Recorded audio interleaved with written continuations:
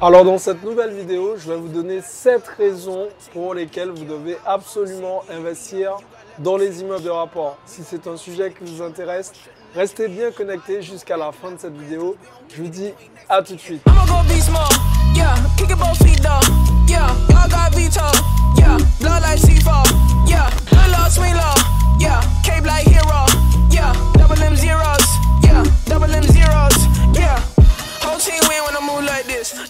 Salut à tous, je suis Xavier Prétérit, je suis l'auteur du livre Carvé par King.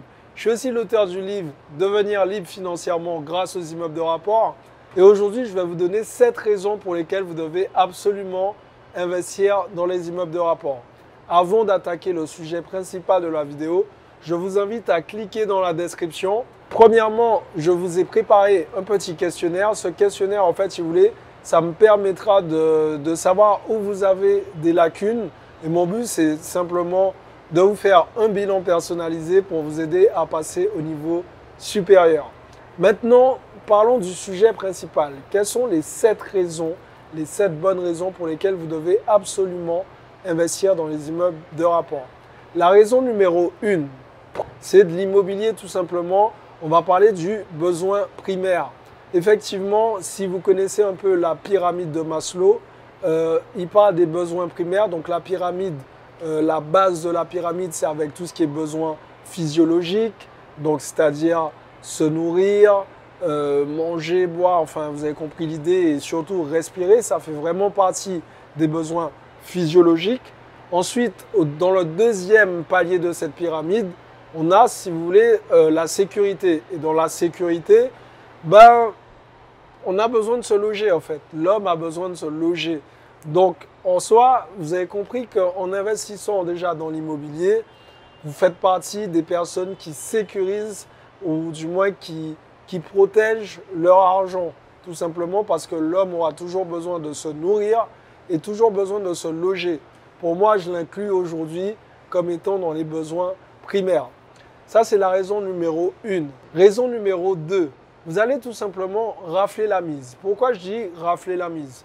Quand vous achetez un immeuble de rapport, ce qui se passe, c'est que vous partez en règle générale pour minimum 2 appartements.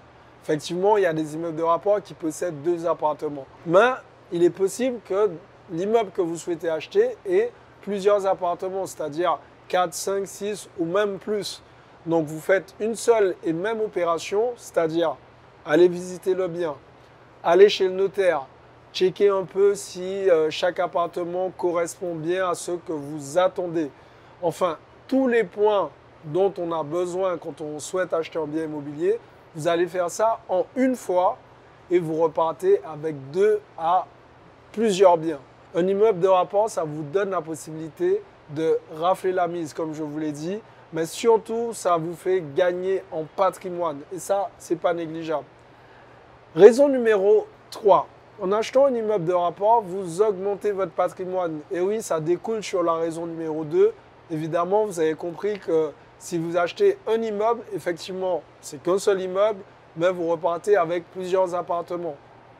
Et ce qui va nous faire découler sur la raison numéro 4, c'est-à-dire qu'en cas de pépin, si par exemple un locataire décide de ne pas payer son loyer, vous avez d'autres locataires qui vont vous permettre de couvrir un peu ces charges.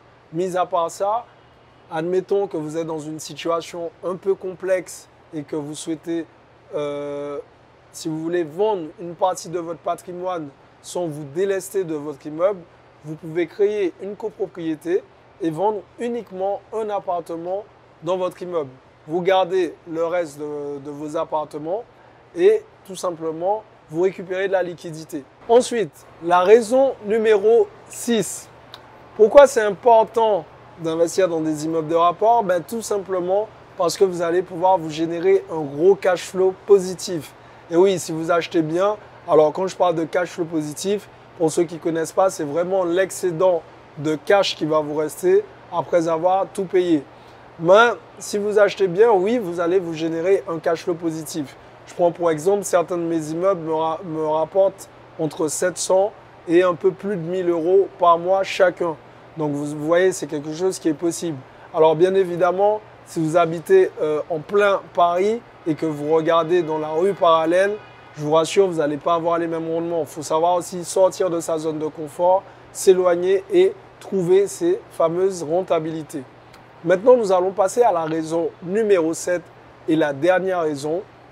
C'est tout simplement, au moment où je tourne la vidéo, nous sommes en 2019, les taux d'intérêt réels sont en négatif. Si vous achetez un bien immobilier, j'aime bien dire que l'argent ne coûte rien aujourd'hui.